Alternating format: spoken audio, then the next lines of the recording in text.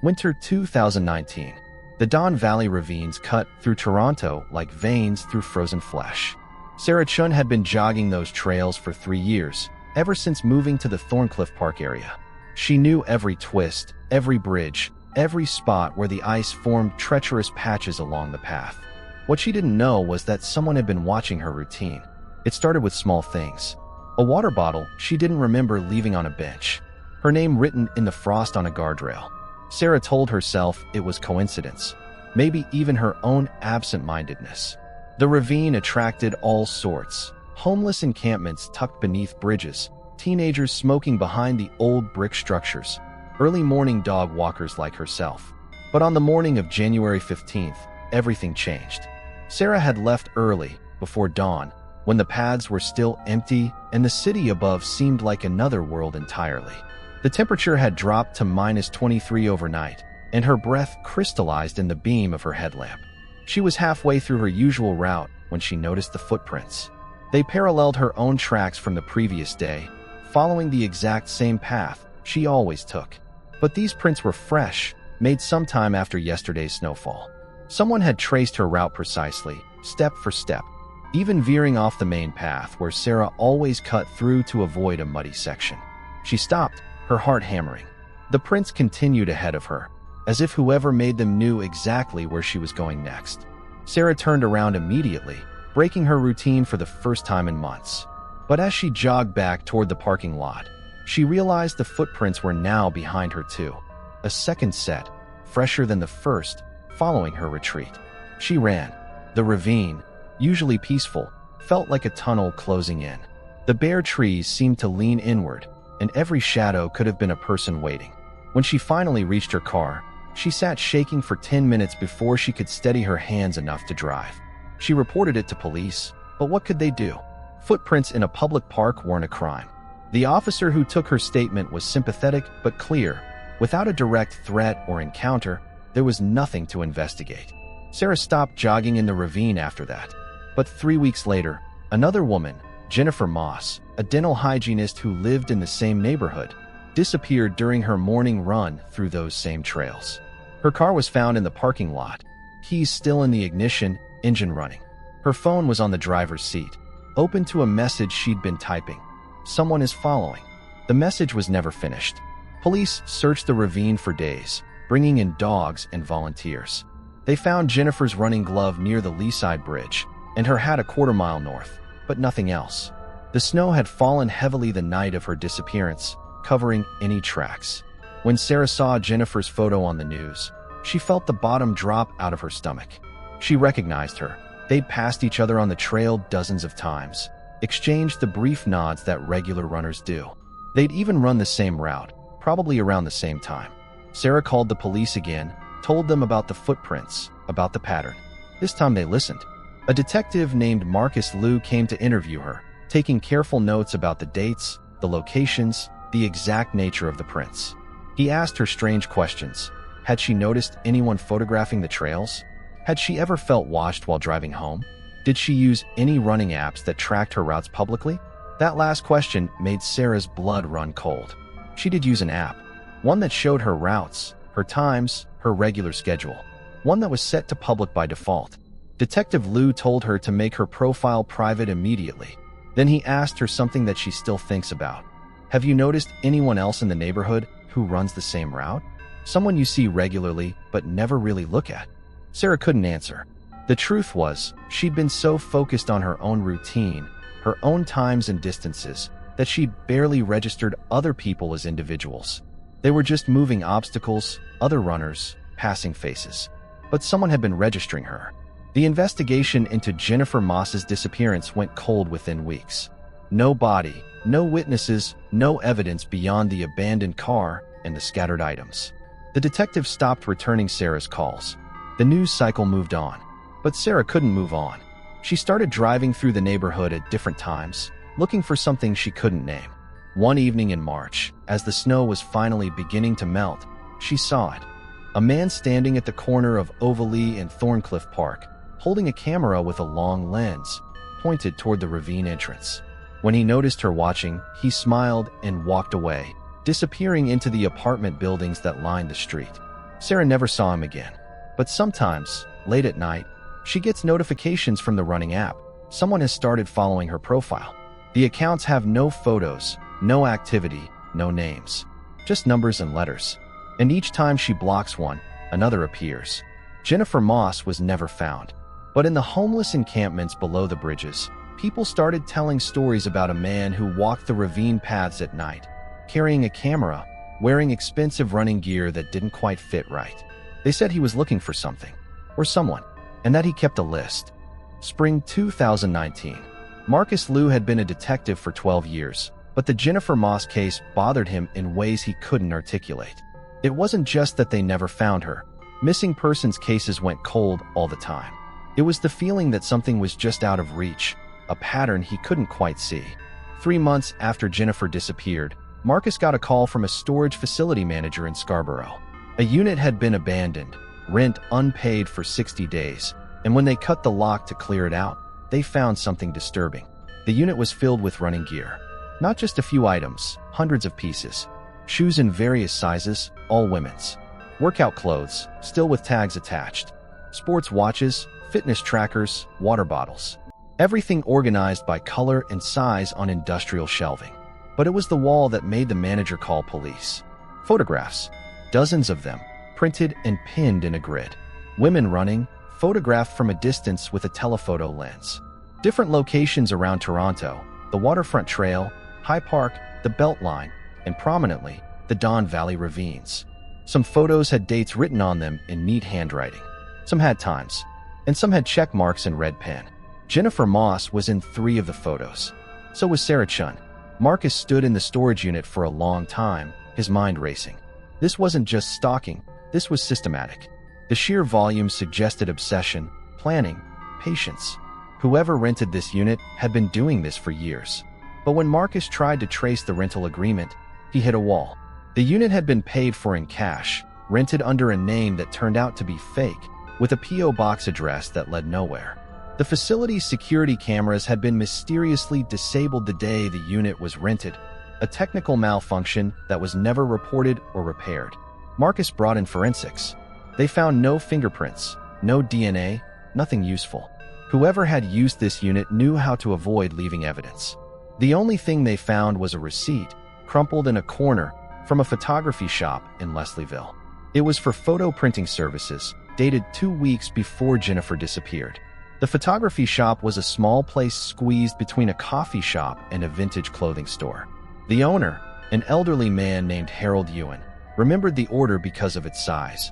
Over 300 prints, all of people exercising, all outdoor shots. I asked him if he was a sports photographer, Harold told Marcus. He said he was documenting urban fitness patterns for a research project. University work, he said. He seemed educated, professional, spoke very precisely, like he'd rehearsed what he was going to say. Can you describe him? Marcus asked.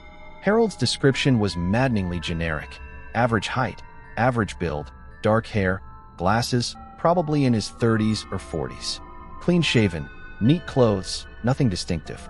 The kind of person you'd pass on the street 100 times without remembering. But Harold remembered one detail that stuck with Marcus. He had very still hands. You know how most people fidget, tap their fingers, adjust their glasses? He didn't. When he handed me the memory card, his hands were completely steady. It was unsettling, actually, like he was conserving energy. The memory card itself yielded nothing. It had been wiped clean after the photos were printed, then destroyed. But the printing order had been paid for with a credit card, which gave Marcus his first real lead. The card belonged to someone named David Kovich, an IT consultant who lived in a condo building near Yonge and Eglinton. But when Marcus showed up at his address, he found a confused man who'd reported his wallet stolen 6 months earlier.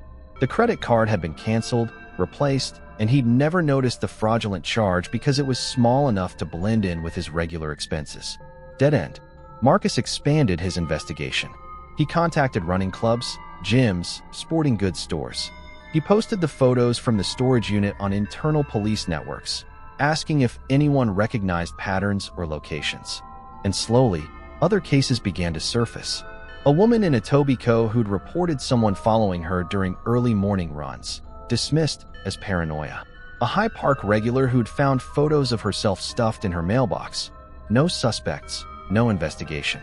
A personal trainer who'd noticed someone photographing her clients at the waterfront. He'd chased the photographer away, never got a good look at his face. Marcus compiled everything into a file that grew thicker by the day. He mapped the locations, overlaid them with dates, tried to find a geographic pattern. The incidents clustered around certain areas: the ravines, the waterfront, High Park, places where runners congregated, where someone with a camera wouldn't look out of place. But there were gaps too, long periods where nothing happened, or at least nothing was reported. Marcus realized whoever was doing this was patient, methodical, careful. They could wait months between incidents. They knew how to avoid being noticed, except when they wanted to be. The investigation stalled again. Marcus's captain told him to move on.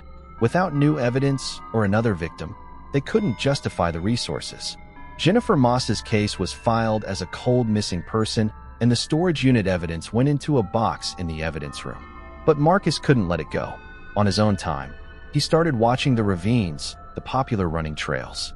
He'd sit in his car during early mornings, looking for anyone who seemed too interested in the runners, anyone with a camera, anyone who didn't quite fit. One morning in late April, he saw someone, a man in expensive running gear, standing near the entrance to the ravine trail, not running, just watching.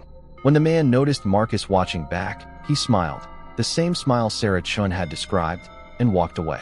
Marcus tried to follow, but by the time he got out of his car, the man had disappeared into the morning crowd of commuters. That evening, Marcus found a memory card in his mailbox at home.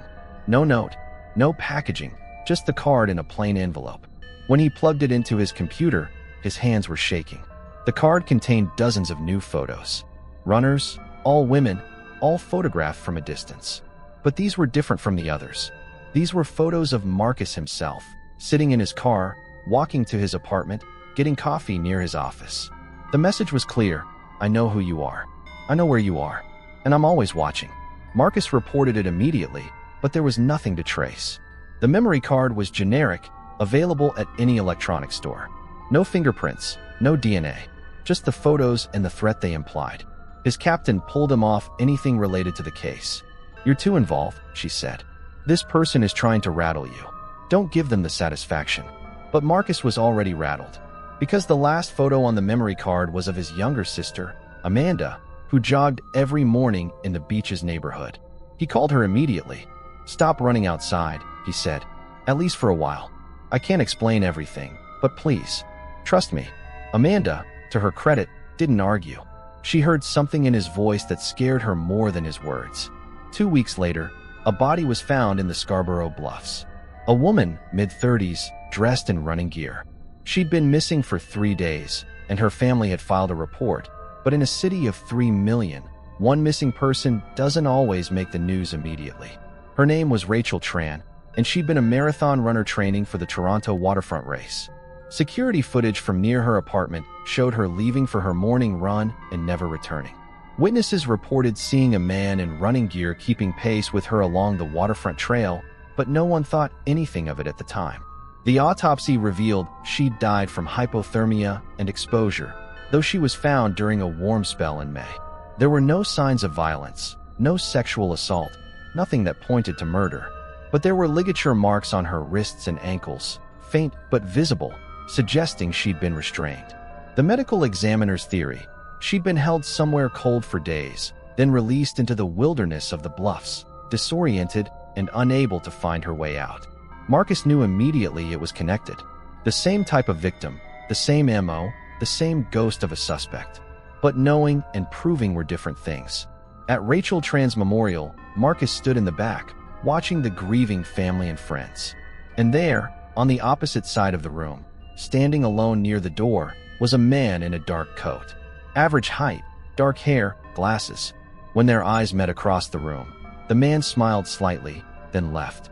Marcus pushed through the crowd to follow, but by the time he reached the door, the man was gone. Later that night, another memory card appeared in Marcus's mailbox.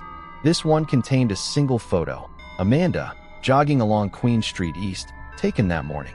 Beneath the photo, written in the metadata, was a message: everyone has a routine. Even you, detective.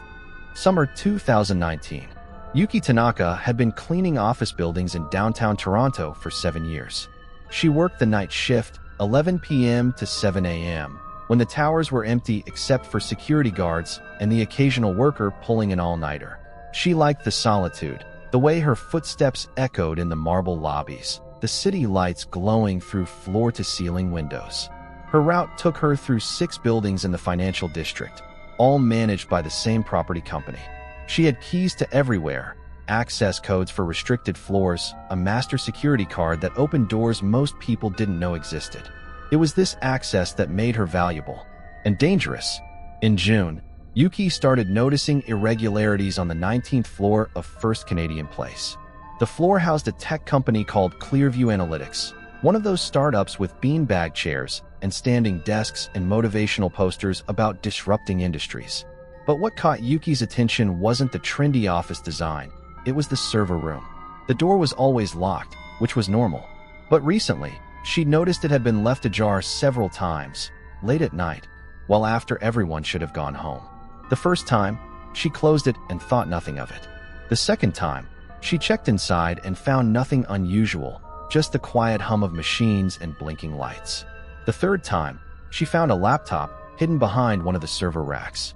Yuki wasn't tech-savvy, but she knew this wasn't normal. The laptop was running, connected to the company's network with several cables she didn't recognize. The screen showed lines of code scrolling past, and a progress bar indicating some kind of data transfer. She should have reported it immediately. That's what her training said. But Yuki had learned, over years of cleaning other people's spaces, that sometimes it was better to mind your own business. She'd seen things before, executives having affairs, employees stealing office supplies, people sleeping at their desks because they couldn't afford rent. She'd learned to unsee things. But this felt different. She took a photo of the laptop with her phone, closed the server room door, and finished her shift. The next day, she mentioned it to her supervisor, casually, without emphasis. Her supervisor shrugged. Probably IT working late. You know these tech companies, they're always doing something weird. But the following week, Yuki saw something that made her stomach turn. She was cleaning the 20th floor of Bay Adelaide Centre, a building 2 blocks from First Canadian Place. Different company, different industry. This floor belonged to a law firm specializing in corporate litigation. But in a conference room, left on a table, was a printed document marked confidential. Clearview Analytics versus Novak Industries. Yuki knew she shouldn't read it, but the name caught her eye. Clearview Analytics, the same company from the server room. The document outlined a lawsuit over stolen proprietary data, accusing someone named David Kovach of industrial espionage. David Kovach. The name rang a bell, but Yuki couldn't place it. She took a photo of the first page, then continued cleaning. But her mind was racing. The hidden laptop, the lawsuit, the name, it all connected somehow. She just couldn't see how. 2 nights later, Yuki arrived at First Canadian Place for her usual shift and found police cars outside. The 19th floor was cordoned off, and security wouldn't let her up.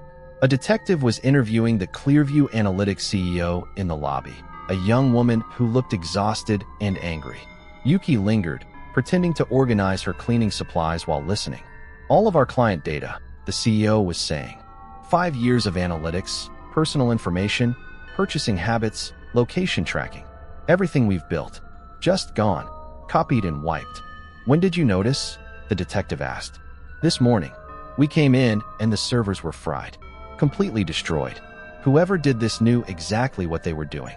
Yuki's heart hammered. The laptop. She'd seen it, photographed it, and done nothing. She approached the detective, pulling out her phone with shaking hands. The photo of the hidden laptop changed everything. Detective Marcus Liu, the same detective who'd been investigating the missing runners, arrived an hour later. He looked exhausted, like he hadn't slept in days, but his eyes sharpened when he saw Yuki's photo. When exactly did you take this? He asked. 6 days ago, June 17th, around 2 a.m. Marcus showed her a photo on his own phone. A man, average build, dark hair, glasses. Have you ever seen this person in any of the buildings you clean? Yuki stared at the photo. It was grainy, taken from security footage, but something about the face triggered a memory. Not a clear one, just a sense of familiarity. The kind of person you pass in a hallway without really seeing. Maybe, she said carefully. There's a lot of people. But maybe in the Bay Adelaide Center? I think I've seen him near the elevators, late at night. Marcus's expression hardened. What floor? Different floors. He always seemed like he belonged there, you know? Had a security badge, nice clothes. I just assumed he worked late. Did you ever see what floor he went to? Yuki thought hard. Once I saw him near the 20th floor. The law firm. He was carrying a coffee cup and looking at his phone. I remember because it was 3 a.m. and I thought it was weird someone was still working that late. But then I figured lawyers do that. Marcus made several phone calls, his voice low and urgent. Then he turned back to Yuki. I need you to think very carefully. Have you noticed this man in any other buildings? Any other floors? Over the next hour, Yuki went through her mental catalog of faces and spaces. She'd seen the man, or someone who looked like him, in at least 4 different buildings. Always late at night, always alone, always looking like he belonged. He'd never spoken to her, never even acknowledged her presence. She was invisible to him, just part of the furniture, like all-night cleaners were. But she'd seen him, and now, reconstructing those memories, she realized he'd been in places he shouldn't have been. Near server rooms, in executive offices, on floors that required special clearance. He's using the buildings at night, Marcus said, more to himself than to Yuki. When there's minimal security, minimal witnesses. He's accessing systems, stealing data. But why? Yuki asked. If he's stealing corporate data, why would that connect to? She trailed off, not wanting to mention what she'd overheard about missing women. Marcus's expression was grim. That's what I'm trying to figure out. He thanked Yuki for her help and told her to be careful. If you see this man again, don't approach him. Don't let him know you've noticed him. Call me immediately. Yuki agreed, but that night, as she made her rounds through the empty buildings, every shadow seemed threatening. Every sound made her jump. She found herself checking over her shoulder, wondering if the man with the still hands was watching her, tracking her movements the way he'd tracked the runners. She thought about her own routine, how predictable it was. Same buildings, same floors, same times. Anyone watching would know exactly where she'd be at any given moment. The thought made her skin crawl. 3 days later, Yuki was cleaning the food court level of the PATH system, the underground network of tunnels connecting Toronto's downtown core. It was 4 a.m., and the usually busy corridors were empty, the shops shuttered and dark. She was wiping down tables when she heard footsteps echoing from one of the connecting tunnels. Steady, unhurried footsteps that stopped when she stopped moving. Yuki's hand tightened on her cleaning cloth. She looked up and saw a figure standing at the far end of the corridor, backlit by emergency lighting. Average height, still posture, watching her. She turned and walked quickly toward the nearest exit, her heart pounding. The footsteps followed, maintaining the same distance. Not running, not catching up, just following. Watching. Yuki broke into a run, her cleaning cart abandoned. She reached the exit stairs and climbed fast, emerging onto King Street just as the first hints of dawn were lightening the eastern sky. She didn't stop running until she reached a 24-hour Tim Hortons, crowded with early morning commuters. She called Marcus Liu from the coffee shop, her voice shaking. He was there, she said. In the path. He followed me. Where are you now? King and Young. Tim Hortons. Stay there. I'm sending a patrol car. But when the police arrived and searched the path tunnels, they found nothing. No sign of anyone. No security footage showing a man matching the description. The cameras in that section, they discovered, had been mysteriously offline for the past week. A technical issue that IT hadn't gotten around to fixing. Yuki quit her job the next day. She couldn't do it anymore. Couldn't walk those empty corridors knowing someone might be watching. Her supervisor tried to convince her to stay, offering different buildings, different shifts, but Yuki was done. He knows my routine, she told Marcus when he called to check on her. Just like he knew those runners' routines. He's been watching all of us. Did he threaten you? Did he say anything? He didn't have to. The way he followed me. He wanted me to know he could reach me anytime he wanted. After Yuki left, Marcus obtained security footage from all the buildings she'd worked in over the past 3 months. The tech team spent days analyzing it, and finally found what they were looking for. The same man, appearing in multiple buildings, always between 1 a.m. and 5 a.m., always in areas he shouldn't have access to. But his face was never clear. He knew where the cameras were and how to avoid them, showing only angles that obscured his features. The best they got was a partial profile that matched the general description: average, unremarkable, forgettable. What disturbed Marcus most was realizing the man had been present in the same buildings, on the same nights, as Yuki. Sometimes in the same corridors, just minutes apart. He'd been tracking her movements, learning her routine, staying just out of sight. And if he could do that with Yuki, how many others was he watching? The question kept Marcus awake at night, staring at the growing web of connections on his wall. Missing women, stolen data, abandoned storage units, underground tunnels, night shifts. Different crimes, different victims, but all connected by the same ghost of a man who was always watching, always waiting, always one step ahead. Somewhere in the city, Marcus knew the man was still out there, still watching, still hunting, and there was nothing Marcus could do to stop him. Fall 2019. Dr. Ling Chun had been the head archivist at the University of Toronto's Thomas Fisher Rare Book Library for 15 years. She knew every corner of the building, every collection, every quirk of the century-old structure. But in September, she discovered something that had been hidden in plain sight for decades. It started with a request from a graduate student researching Toronto's urban development in the 1970s. The student needed access to city planning documents donated by a former councilman. Boxes that hadn't been opened in 30 years, stored in the library's climate-controlled basement. Ling retrieved the boxes herself, as she always did with fragile materials.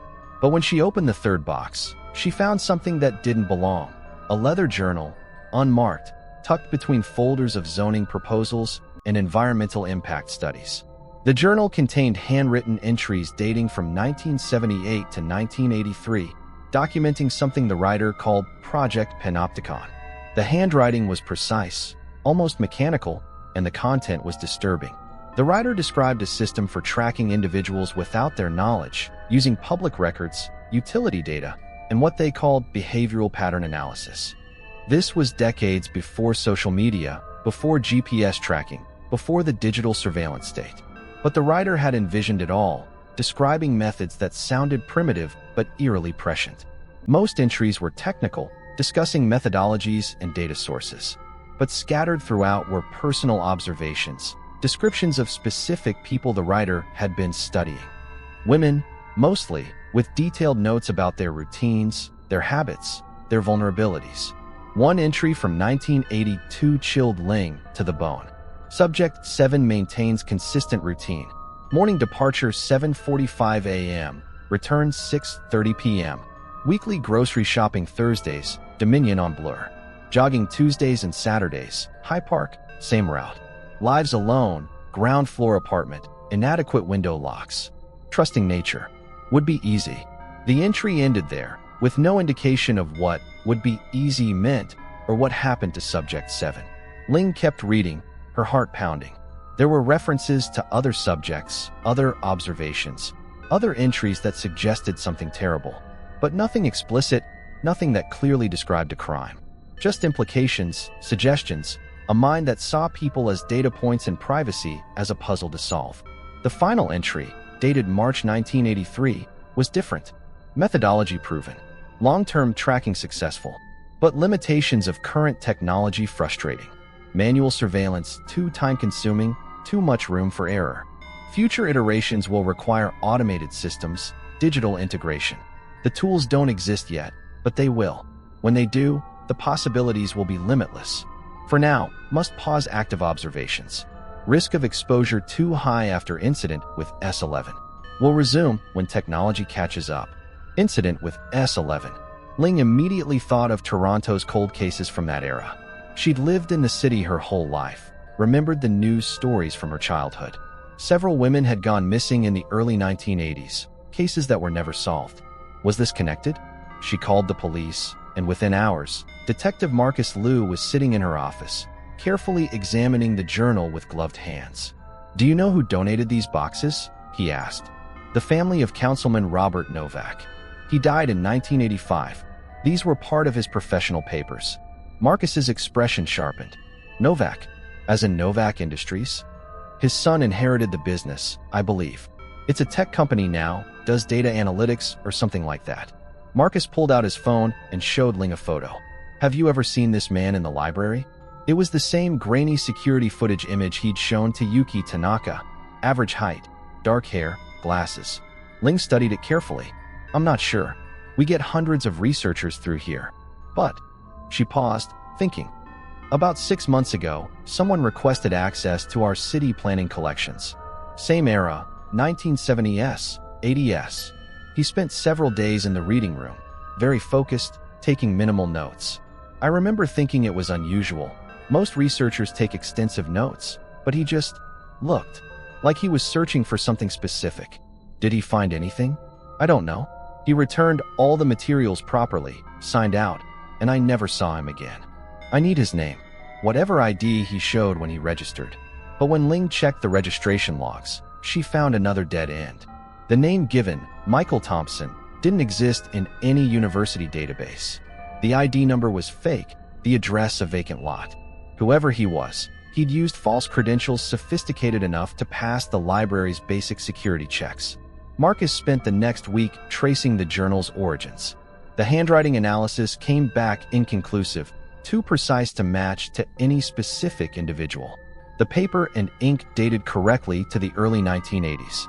But the real breakthrough came when forensics found a partial fingerprint on one of the pages. The print matched Robert Novak's fingerprints on file from his city council days. But it also matched something else. Unknown prints found at several crime scenes from 1982 to 1983, cases involving missing women who were never found. Marcus pulled the cold case files, spreading them across his desk in chronological order. 5 women, ages 24 to 34, all disappeared between August 1982 and February 1983. All were professional women living alone. All had regular routines, and all vanished without a trace, their apartments showing no signs of forced entry or struggle. The cases had baffled investigators at the time. No connections between the victims, no suspects, no evidence. Eventually, they were filed away, unsolved, and nearly forgotten. But now Marcus saw the pattern. The dates in the journal aligned with the disappearances. Subject 7, Subject 11. They weren't just observations. They were victims. He contacted the remaining family members, now elderly, still wondering what happened to their daughters, their sisters. He showed them the journal entries, carefully, sensitively. Several recognized details, the jogging routes, the grocery stores, the specific routines that matched their loved ones' lives. It's him, one mother said, her voice shaking. This is what happened to my daughter. He was watching her, stalking her. But Robert Novak had been dead for 34 years. If he'd written the journal, if he'd been responsible for the disappearances, justice was impossible. The dead couldn't be prosecuted. Unless, Marcus thought, it wasn't just Robert Novak. He researched the Novak family. Robert had one son, David, born in 1974. David would have been 8 or 9 when the journal entries were written. Too young to be responsible, but old enough to watch, to learn, to absorb his father's methods. David Novak had attended the University of Toronto, graduated with degrees in computer science and psychology, then founded Novak Industries in the early 2000s. The company specialized in data analytics, behavioral tracking, predictive modeling, essentially a high-tech version of what his father had described in the journal. And David Novak matched the description of the man Marcus had been chasing: average height, dark hair, glasses, 30s or 40s. The man in the security footage. The man Yuki Tanaka had seen in the office buildings. The man who'd attended Rachel Tran's memorial. Marcus obtained a warrant and went to Novak Industries headquarters in the financial district. But the offices were empty, recently vacated. The lease had been terminated a week earlier, paid through the end of the month. The landlord said David Novak had given notice suddenly, claiming he was relocating the business. But there was no record of any new office location, no forwarding address, no active phone numbers. David Novak had simply disappeared, taking his company and all its data with him. Marcus searched Novak's condo, but it too had been cleared out. No computers, no files, no personal items. Just empty rooms and the ghost of a life that had never really existed. The only thing left behind was a note, taped to the bathroom mirror. Technology finally caught up. Thank you for the inspiration, Detective. Your sister has excellent running form. Marcus's blood ran cold. He called Amanda immediately, got no answer. Tried again, texted, called her roommate, her workplace. Finally, 2 hours of panic later, Amanda called back. "Sorry, I was in a meeting." "What's wrong?" Marcus closed his eyes, relief flooding through him. "Where are you right now?" "At work." "What? Stay there. Don't go anywhere alone. I'm coming to get you." That night, Marcus sat in his apartment, staring at the wall covered in case notes, photos, timelines. Everything led to David Novak, but Novak was gone, vanished as completely as his victims. The journal from the archive sat on Marcus's desk, the final entry mocking him. "We'll resume when technology catches up." Technology had caught up, and somewhere in the city, David Novak was resuming his father's work, using tools his father could only have dreamed of. Marcus's phone buzzed. An email from an anonymous account. "The archive was a gift, Detective. My father kept poor records. I'm more efficient. You'll never find them, but they're still here. All of them. Watching, waiting, learning, just like me." Attached was a video file. Marcus hesitated, then opened it. The video showed a room, concrete walls, no windows. And sitting on a bench, looking directly at the camera with hollow eyes, was Jennifer Moss, the runner who disappeared from the Don Valley ravines 9 months earlier. She was alive, but somewhere Marcus would never find her. The video ended with text overlaying Jennifer's face. "She's been wondering why no one's looking for her anymore. Should I tell her you gave up?" Marcus stared at the screen, his hands shaking with rage and helplessness. Jennifer was alive, but David Novak wanted Marcus to know she was alive, wanted him to know she was suffering, wanted him to live with the knowledge that he'd failed. It was the cruelest thing Marcus could imagine. And somewhere in the city, David Novak was smiling. Winter 2020. Elena Rodriguez had driven delivery trucks for Purolator for 8 years, mostly handling overnight shipments between Toronto and surrounding regions. She knew the routes by heart, could navigate the 401 in a blizzard, and prided herself on never missing a deadline. In January 2020, she started noticing something odd about one particular delivery address, a warehouse in Scarborough, near the Portlands, that received packages every Tuesday at exactly 3:15 a.m. The packages came from different senders, different origins, but always arrived on the same day, same time, always addressed to D. Kovich, Unit 7B. Elena never saw anyone pick them up. She'd just scan them, leave them by the designated door, and continue her route. But one night, the pattern changed. Elena arrived at 3:15 as usual, pulling her truck into the empty parking lot. The warehouse district was deserted at this hour, nothing but industrial buildings and the distant sound of highway traffic. She grabbed the scanner and the packages, 3 of them tonight, all standard-sized boxes from different electronics retailers. As she approached Unit 7B, she noticed the door was ajar. That had never happened before. Usually, the unit was sealed tight, no lights visible, no signs of activity. Elena hesitated. Protocol said to leave the packages and go. Don't enter private property, don't investigate, just deliver and move on. But something made her pause, maybe curiosity, maybe concern that the open door meant a break-in. She pushed the door wider and called out, "Delivery. Anyone here?" No response, just the hum of machinery from somewhere deep in the building. Elena should have left. She knew it then, knows it even more clearly now. But instead, she stepped inside, pulling out her phone for light. The unit was larger than she'd expected, extending far back into the building. The front area was empty except for stacks of boxes, dozens of them, all addressed to D.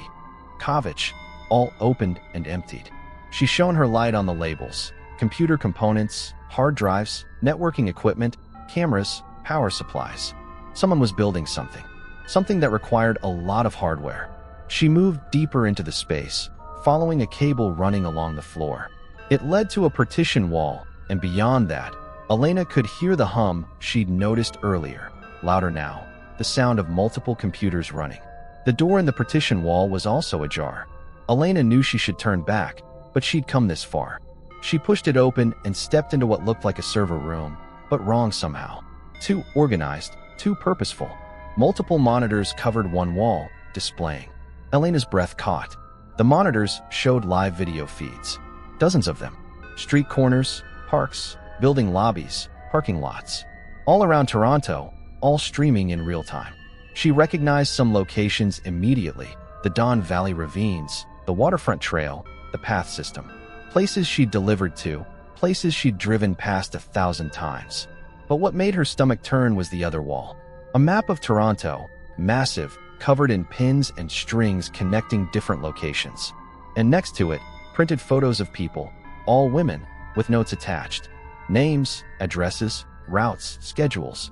One photo caught her attention immediately. Jennifer Moss, the runner who disappeared almost a year ago. But the note on her photo said relocated Site 3.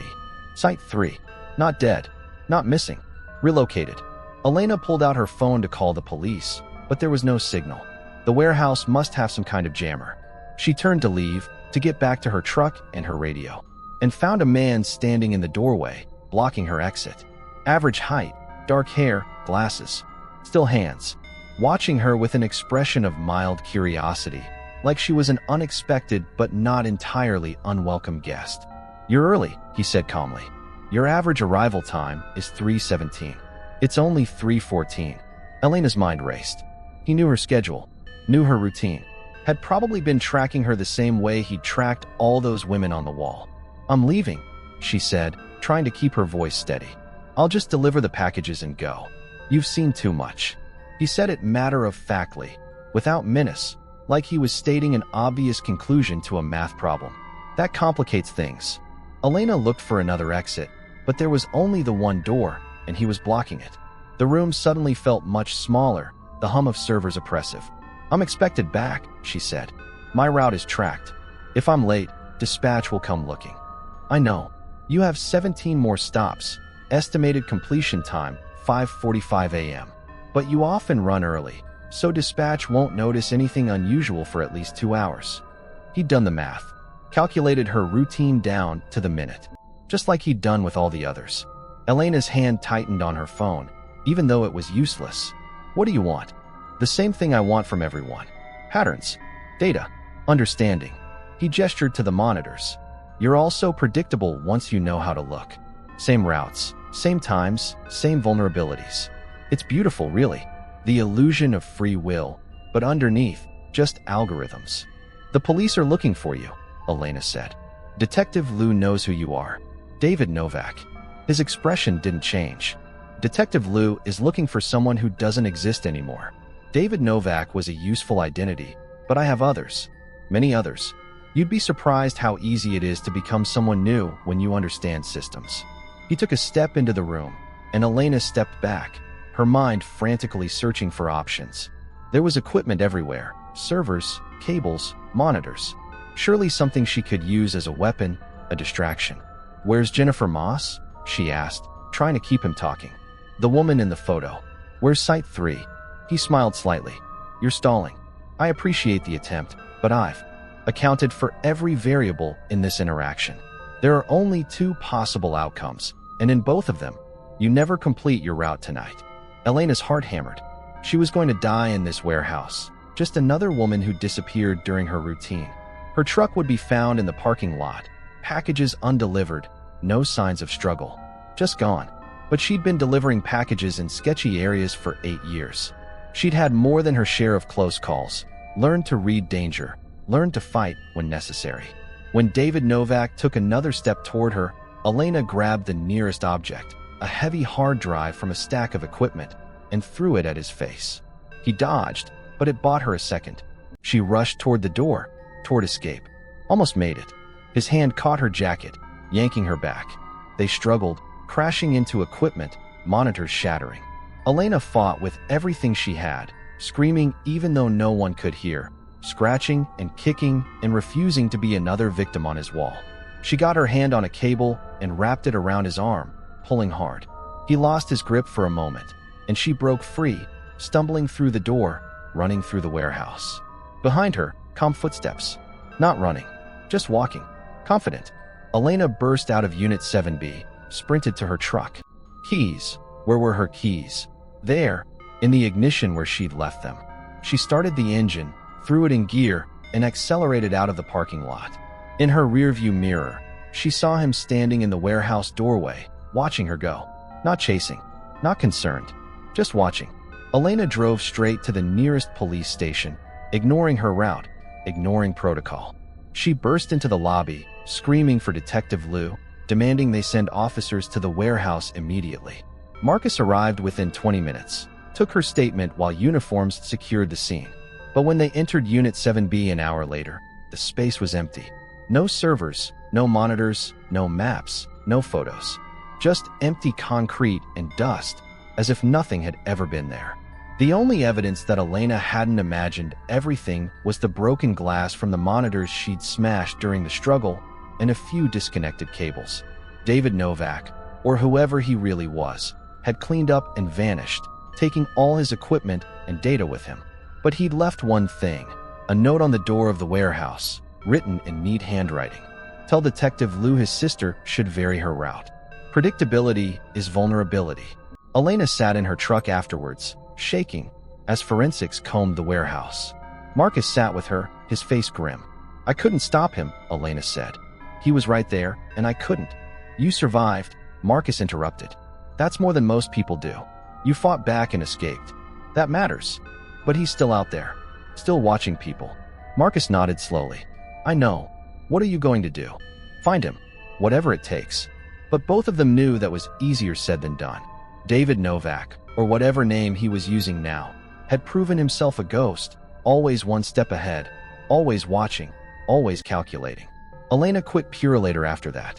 She couldn't do the overnight deliveries anymore, couldn't drive through empty industrial areas without seeing danger in every shadow.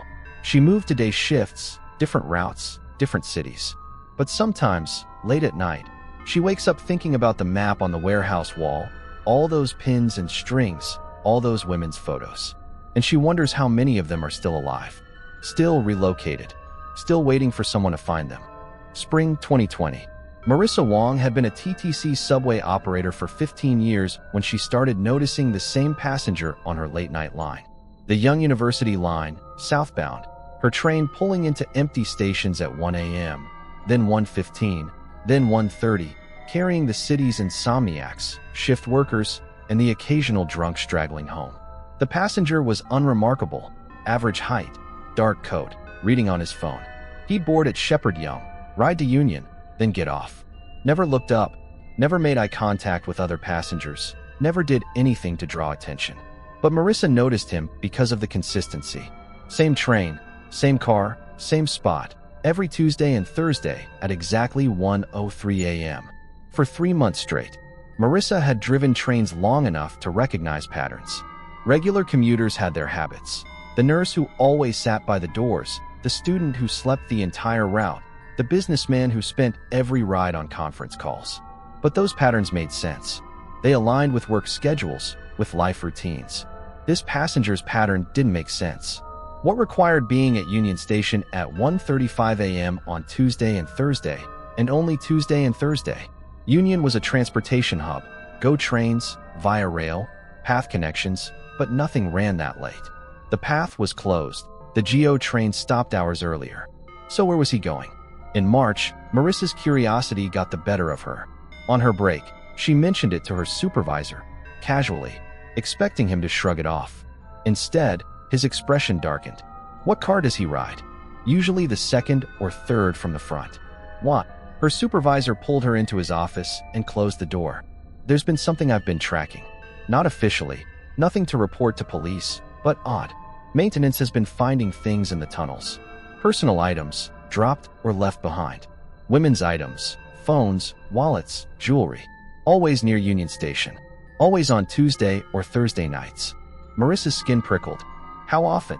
Enough that it's not coincidence. Once a month, maybe. But always those 2 days. Always the same general area. You think someone's losing things? Or, I think someone's taking things and leaving them in the tunnels where they won't be noticed. They looked at the security footage from those nights, but the cameras at Union had blind spots, areas where someone could slip from the platform into service corridors without being seen. And the man Marissa had noticed always positioned himself perfectly to exit near those blind spots. Marissa started watching him more carefully. She'd adjust her rearview mirror to keep his reflection in view, tracking where his eyes went, what he did. And she realized he wasn't looking at his phone. He was watching the other passengers. His screen stayed dark, and his eyes moved from person to person, studying them. On the last Thursday in March, Marissa saw something that made her blood run cold. A young woman boarded at Eglinton, late 20s, clearly exhausted from a work shift. She sat down heavily, put in earbuds, and closed her eyes. She was in the same car as the man. Marissa watched in her mirror as the man's attention fixed on the woman. He studied her for the entire ride, noting when she dozed off, observing her belongings, tracking her every movement. When the train pulled into Union, the woman jerked awake and hurried off. The man followed, maintaining distance but keeping her in sight. Marissa made a split-second decision. She radioed a substitute operator to take over her train, claiming a sudden illness, then followed the woman and the man onto the platform. Union Station at 1:35 a.m. was eerily empty. The woman headed toward the path entrance, probably planning to cut through to reach one of the nearby condo buildings. But the path was closed at night, gated and locked. When the woman reached the gate and found it locked, she turned around, looking for alternative exits. That's when the man approached her. Marissa couldn't hear what he said, but she saw the woman's body language shift from confusion to wariness. She shook her head, tried to walk around him. He moved to block her path. Marissa started running toward them, yelling. The man looked up, saw her coming, and immediately retreated, not running, just walking quickly toward one of the service corridors. The woman stood frozen, shaking. Marissa reached her, asked if she was okay. The woman nodded, confused. "What did he say to you?" Marissa asked. "He said my route wasn't safe, that he'd been watching me, and I should let him escort me home. It was weird. Not threatening, exactly, but wrong. Like he'd rehearsed it." Marissa called TTC security, and they locked down the station, searching for the man. But he'd vanished into the labyrinth of service tunnels, maintenance corridors, and closed platforms that honeycombed beneath Union Station. When police arrived, Detective Marcus Liu, who'd been tracking similar cases, he examined the service corridor the man had entered.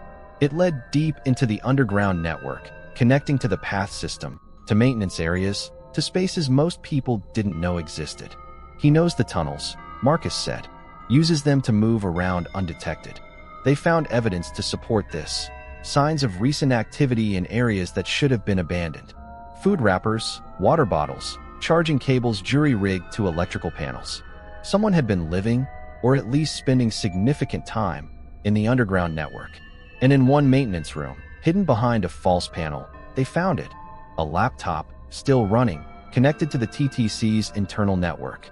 The laptop was streaming data, passenger counts, train schedules, security camera feeds. Everything someone would need to track movements through the transit system. Marcus had seen this before at Clearview Analytics at Novak Industries. The same methodology, the same careful data collection. David Novak had been using the subway system as his hunting ground. The laptop's hard drive contained months of surveillance data, photos of passengers, notes about their routines, connections between different transit patterns, and a list, dozens of names, addresses, routes. Women who used the late-night trains, women whose patterns had been studied and cataloged. Jennifer Moss's name was on the list. So was Rachel Trans, and 23 others, some of whom had been reported missing over the past 2 years, disappearances that hadn't been connected until now. "He's been using the tunnels to grab them," Marcus said, staring at the list. "Follows them off the train, into isolated areas, then takes them underground where no one can see." "Where are they now?" Marissa asked, though she was afraid to hear the answer. Marcus didn't respond. Instead, he traced the maintenance tunnels on a map, following the network of passages that connected Union Station to the rest of the underground city. The tunnels went everywhere, beneath office buildings, under the lake, into spaces that even TTC engineers had forgotten about. Miles and miles of concrete corridors, some maintained, some abandoned, some dating back to the early 1900s. If David Novak had been using these spaces, if he'd been holding people down here, finding them would be nearly impossible. They searched for weeks. Police, firefighters, volunteers with dogs, all combing through the underground network. They found more evidence of habitation, sleeping bags, food supplies, electronic equipment. But no people, no bodies, no signs of recent activity. David Novak had cleaned up and moved on, just like he'd done at the warehouse, at the office buildings, at every other location where he'd been discovered. But he left one final message, written on the wall of a maintenance room in chalk. The city has forgotten its own depths. But I remember. Thank you for the tour, Detective. Your sister takes the Blur line. Marissa never saw the man again on her route. She requested reassignment to day shifts, couldn't handle the isolation of the late-night trains anymore.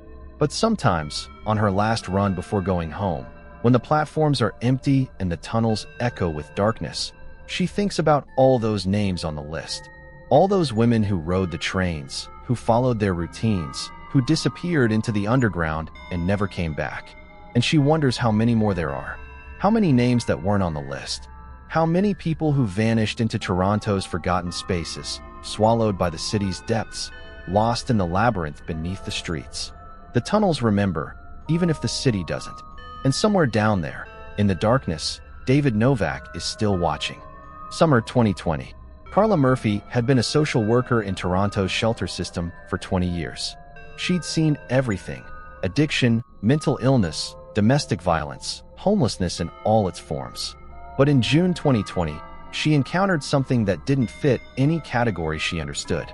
It started with a woman who showed up at the Seton House Women's Shelter, disoriented and malnourished, wearing running clothes that were months out of season. She gave her name as Angela Reeves and said she'd been away for a while. Carla had processed thousands of intake forms, asked the same questions countless times. Where are you coming from? Do you have family we can contact? What kind of support do you need? But Angela's answers were strange. She didn't know what month it was. She thought the year was still 2019. She kept asking about the facility, where she'd been kept, but couldn't describe it beyond concrete walls and always cold. Who kept you there? Carla asked gently. A man. He said he was studying us, learning our patterns. Angela's hands shook. There were others. I heard them sometimes, through the walls. Carla immediately flagged this for police intervention. Possible kidnapping, possible human trafficking. Detective Marcus Liu arrived within hours, his expression grim when he heard the details. Angela Reeves, he repeated, pulling up a file on his phone.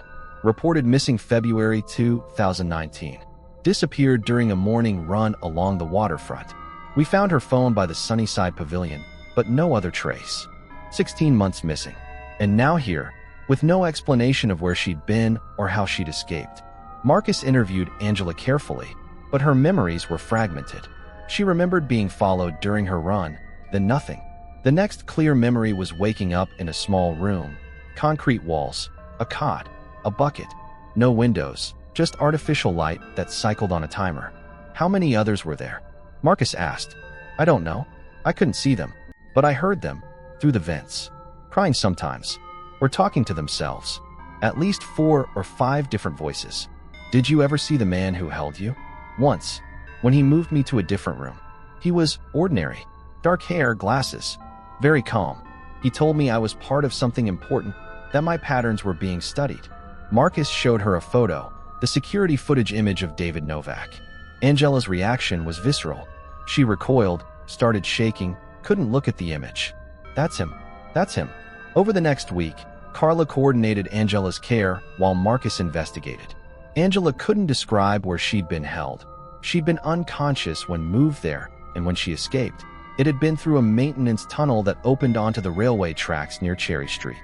But she remembered details. The sound of trains overhead, constant. The smell of industrial chemicals. Water dripping somewhere nearby. The sense of being deep underground, insulated from any outside noise. Marcus searched the area around Cherry Street, focusing on abandoned industrial buildings, old railway infrastructure, the Portland's forgotten corners. But Toronto's eastern waterfront had been in constant development for years. Old buildings demolished, new ones rising, entire neighborhoods transformed.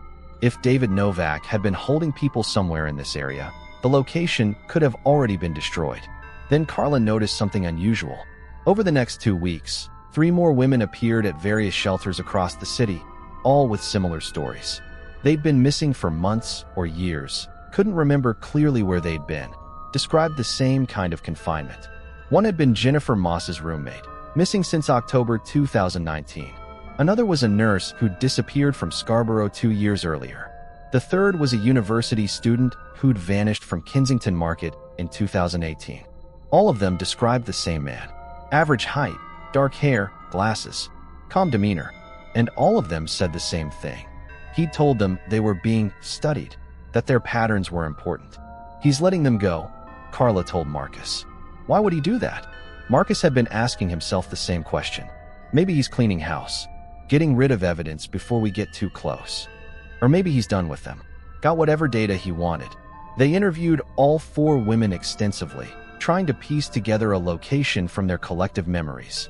But the rooms they described could have been anywhere, generic concrete cells that could exist in 1,000 different buildings across the city. The only consistent detail was the sound of trains.